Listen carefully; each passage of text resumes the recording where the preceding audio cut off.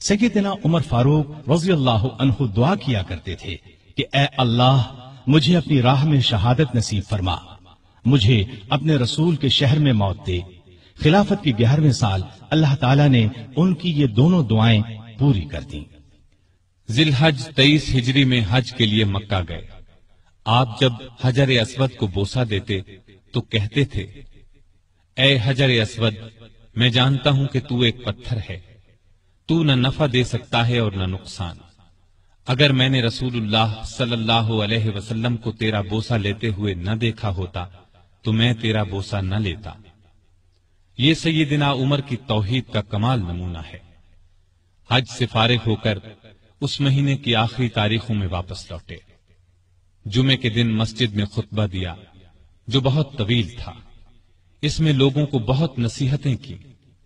اس خطبے میں اپنے ایک خواب کا ذکر کیا اور فرمایا، میں سمجھتا ہوں میری موت کا وقت آ پہنچا ہے۔ اس کے ساتھ ہی خلافت کے بارے میں کچھ ایسی باتیں بیان کی جن سے معلوم ہوتا تھا کہ آئندہ ہونے والے خلیفہ کے بارے میں پریشان ہیں۔ مدینے میں مغیرہ بن شعبہ کا ایک غلام تھا۔ یہ ایرانی تھا، اچھا کاریگر تھا۔ اس کا نام ابو لؤلؤ فیروز تھا۔ ایک دن سیدنا عمر سے شکایت کی کہ میں دن بھر کام کر کے جو کچھ کماتا ہوں میرا آقا اس میں سے بہت زیادہ رقم لے لیتا ہے، اس میں کمی کرا دیں۔ سیدنا عمر نے پوچھا، تم کون سا کام جانتے ہو؟ اس نے کہا، میں لوہار بھی ہوں، بڑھئی بھی ہوں اور بیل بوٹے بھی بنانا جانتا ہوں۔ سیدنا عمر نے دریافت کیا، تمہارا آقا تم سے روزانہ کتنی رقم لیتا ہے؟ اس نے کہا، 2 درہم روزانہ۔ اس پر سیدنا عمر نے فرمایا، تم جو کام جانتے ہو اس کے مقابلے میں تو یہ رقم زیادہ معلوم نہیں ہوتی۔ اس پر ابو لؤلؤ ناراض ہو کر چلا گیا۔ اگلے دن ابو لؤلؤ فجر کی نماز سے پہلے مسجد میں چھپ کر بیٹھ گیا۔ سیدنا عمر لوگوں کو نماز پڑھانے لگے تو اس نے کونے سے نکل کر 2 دھاری خنجر سے امیر المؤمنین پر 6 وار کیے اور پھر صفوں میں کھڑے مسلمانوں کو زخمی کرتا باہر بھاگا، لیکن مسلمانوں نے پکڑ لیا۔ اس پر اس نے وہی خنجر اپنے پیٹ میں جھونک لیا اور مر گیا۔ ادھر امیر المؤمنین شدید زخمی ہو گئے۔ انہوں نے عبد الرحمن بن عوف رضی اللہ عنہ کا ہاتھ پکڑ کر اپنی جگہ کھڑا کر دیا، خود زمین پر گر پڑے۔ لوگوں نے نماز سے فارغ ہو کر دیکھا، جن مسلمانوں کو ابو لؤلؤ نے زخمی کیا تھا ان میں سے 7 دم توڑ چکے تھے، باقی بہت زیادہ زخمی نہیں ہوئے تھے۔ البتہ سیدنا عمر کی حالت نازک تھی۔ ایسے میں انہوں نے عبداللہ بن عباس سے پوچھا، مجھے کس نے مارا ہے؟ انہوں نے بتایا، مغیرہ بن شعبہ کے غلام ابو لؤلؤ نے۔ یہ سن کر فرمایا، اللہ کا شکر ہے، میری موت کسی ایسے شخص کے ہاتھ سے نہیں ہوئی جو اسلام کا دعویٰ کرتا ہو۔ لوگ انہیں اٹھا کر گھر لائے، دودھ پلایا گیا تو وہ زخموں کے راستے باہر آ گیا۔ اب سب کو یقین ہو گیا کہ امیر المؤمنین کا آخری وقت آ پہنچا ہے۔ لوگ غم سے نڈھال ہو گئے، ان سے ملنے کے لیے آنے لگے۔ ایک نوجوان ایسے میں ملنے آیا، اس نے کہا، اے امیر المؤمنین، آپ اللہ کی بشارت سے خوش ہو جائیں، آپ ان اصحاب میں سے ہیں جو بہت پہلے اسلام لائے اور رسول اللہ کے ساتھی بنے۔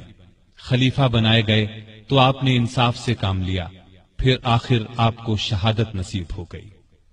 یہ سن کر سیدنا عمر نے فرمایا، اے بھتیجے، اللہ کرے یہ چیزیں میرے گناہوں کے برابر برابر ہی ہو جائیں، مجھے کوئی عذاب ہو نہ ثواب۔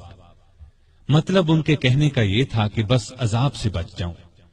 وہ نوجوان واپس جانے لگا تو سیدنا عمر فاروق رضی اللہ عنہ کی نظر اس کی چادر پر پڑی جو زمین کو چھو رہی تھی۔ اس نازک حالت میں بھی انہیں شریعت کا اس قدر پاس تھا کہ فرمایا، اس نوجوان کو واپس بلاؤ۔ اسے واپس ان کے سامنے لایا گیا تو فرمایا، اے بھتیجے، اپنا تہبند اونچا باندھو، اس سے کپڑا بھی صاف رہے گا اور تمہارے رب کے نزدیک یہ پرہیزگاری کی بات بھی ہے۔ سیدنا ابن عباس رضی اللہ عنہ نے ان کا مرتبہ اور نیکیاں بیان کی تو فرمایا، اللہ کی قسم، اگر میرے پاس دنیا بھر کا سونا ہوتا تو اس سے پہلے کہ میں اللہ کے عذاب کو دیکھوں میں اسے اللہ کی راہ میں دے دیتا، یعنی عذاب کے خوف سے سارا سونا خیرات کر دیتا۔ اس کے بعد اپنے بیٹے عبداللہ کو بلایا، ان سے پوچھا کہ مجھ پر کتنا قرض ہے۔ انہوں نے حساب لگا کر بتایا 86,000 درہم۔ اس پر انہیں کچھ ہدایات دی، آخر میں فرمایا اس قرض کو میری طرف سے ادا کر دینا۔ اس کے بعد فرمایا ام المومنین عائشہ صدیقہ رضی اللہ تعالی عنہا کے پاس جاؤ اور کہو عمر بن خطاب آپ کو سلام کہتا ہے اور اپنے دو ساتھیوں یعنی نبی کریم صلی اللہ علیہ وسلم اور ابو بکر کے ساتھ دفن ہونے کی اجازت چاہتا ہے۔ عبداللہ بن عمر عائشہ صدیقہ کی خدمت میں حاضر ہوئے۔ وہ اس وقت سیدنا عمر کے صدمے میں رو رہی تھی۔ ان کا پیغام سن کر فرمایا یہ جگہ میں نے اپنی قبر کے لیے رکھی تھی، لیکن اپنے آپ پر عمر کو ترجیح دیتی ہوں۔ سیدنا عبداللہ یہ جواب سن کر واپس آئے اور سیدنا عمر کو ان کا جواب بتایا۔ آپ نے اللہ کا شکر ادا کیا، پھر فرمایا میں مر جاؤں تو میرا جنازہ اٹھا کر وہاں لے جانا اور انہیں سلام کر کے ایک بار پھر عرض کرنا عمر بن خطاب اجازت طلب کرتا ہے، اگر اجازت دے دیں تو مجھے اندر لے جا کر دفن کر دینا، اور اگر انکار کر دیں تو عام مسلمانوں کے قبرستان میں دفن کر دینا۔ حالت جب زیادہ نازک ہو گئی تو فرمایا خلافت کا حقدار عثمان، علی، زبیر، عبد الرحمن بن عوف اور سعد بن ابی وقاص رضی اللہ عنہم سے زیادہ کسی کو نہیں سمجھتا۔ رسول اللہ صلی اللہ علیہ وسلم بھی وفات تک ان سے خوش تھے۔ ان میں سے جسے خلیفہ چن لیا جائے اس کی اطاعت کرنا۔ پھر اپنے بعد ہونے والے خلیفہ کو وصیت کی کہ مہاجرین اور انصار سے اچھا سلوک کرنا، جو لوگ ہماری پناہ میں آ گئے ان کی جانوں اور مالوں کی حفاظت کرنا، ان سے کیے ہوئے ہر عہد کو پورا کرنا۔ آپ 27 ذی الحج 23 ہجری کو زخمی ہوئے۔ 3 دن بعد یکم محرم 24 ہجری کو وفات پائی اور شہادت کے درجے پر فائز ہوئے۔ اس وقت عمر 63 سال تھی۔ جنازہ چارپائی پر رکھا گیا تو چاروں طرف لوگ جمع ہو گئے۔ سیدنا علی رضی اللہ عنہ آئے تو فرمایا اللہ آپ پر رحم فرمائے، آپ نے کوئی ایسا شخص نہیں چھوڑا کہ اللہ کے سامنے جانے کے لیے مجھے اس کے عمل آپ کے عمل سے زیادہ پسند ہو۔